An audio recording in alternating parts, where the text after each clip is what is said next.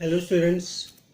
बच्चों, last lecture में हमने law of conservation of momentum and then Newton's third law पढ़ा था। ठीक है बच्चों, आज हम लोग पढ़ेंगे इम्पल्सिव फोर्स। क्या पढ़ेंगे हम लोग? Impulsive force. बच्चों, इम्पल्सिव फोर्स क्या होता है? These forces act for a very short time.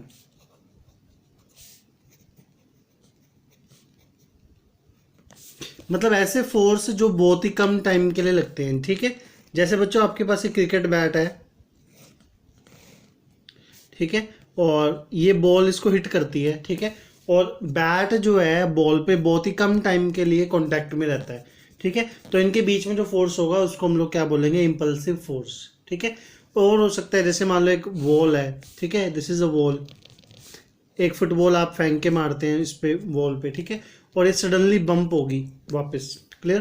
तो इनके बीच में जो फोर्सेस लगेंगे उसको भी हम लोग क्या बोलेंगे? Impulsive force. ठीक है, तो अब इसको मेजर करने के लिए हमारे पास एक क्वांटिटी है जिसको हम बोलते हैं इम्पल्स। ठीक है, it is product of force. Basically force की वैल्यू चेंज होती रहती है। जब वो टकराने वाला होगा जस्ट, तो फोर्स की वैल्यू सबसे ज़्यादा होगी। ठीक है, और जैसे वो पूरा टकरा चुका होगा फोर्स की वैल्यू कम होगी। इसलिए फोर्स की वैल्यू फिक्स नहीं है और हम लोग इसलिए उसकी एवरेज वैल्यू कंसिडर करेंगे। ठीक है, force and short time dt। ठीक है, इसको आई या फिर जे से डिनोट करते हैं, कई बुक्स में जे भी है। Clear? It is basically average force into short time dt।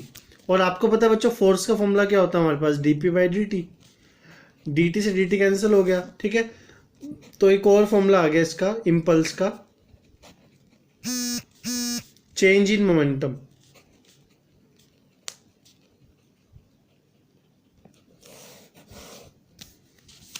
Clear? तो दिस इज द सेकेंड। इसकी जो यूनिट है वो भी इम्पल्स मोमेंटम वाली आएगी, इम्पल्स की, और ये भी again it's a vector quantity. Clear? अब बच्चों इसमें एक और समझने वाली बात है। मान लो एक बॉल है और ये 10 मीटर पर सेकंड की स्पीड से आ रही है। मान लो लेदर की बॉल है। लेदर की जो बॉल है वो अराउंड 500 ग्राम के आसपास होती है। ठीक है, तो आप इसको रोकना चाहते हैं तो डेफिनेटली आप अपना हाथ एकदम से आगे नहीं लाएंगे। ठीक है, आप अपने हाथ को क्या करेंगे? पीछे की तरफ पुल करेंगे।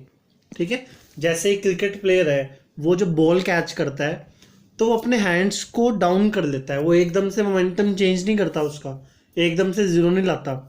ठीक है ना? उससे क्या होता है?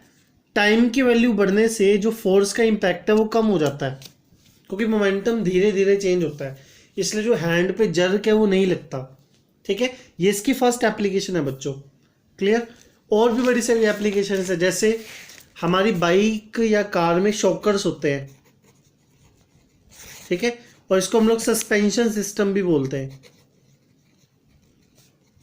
Suspension system. जिस कार का सस्पेंशन सिस्टम अच्छा होता है वहां पे अगर कोई गड्ढे वाली सड़क है वहां पे हमें जर्क कम फील होता है। ठीक है, शॉकर्स यानी एक स्प्रिंग की तरह होते हैं बच्चों ऐसे। ठीक है, ये जो आपकी बाइक की सीट है, जब ये ट्रैवल कर रहे हो आप, मान लो एक सडनली बम्प आ गया, तो ये जो फोर्स इस पे लगता है वो अचानक से नहीं लगता, वो स्प्रिंग प्रेस होता है। ठीक है, स्प्रिंग जो है वो मोशन करेगा इस तरह से। क्लियर? और मोशन करने की वजह से वो टाइम ऑफ कांटेक्ट को बढ़ा देगा, यानी जो टाइम है वो बढ़ा देगा और फोर्स के इम्पैक्ट को कम कर देगा।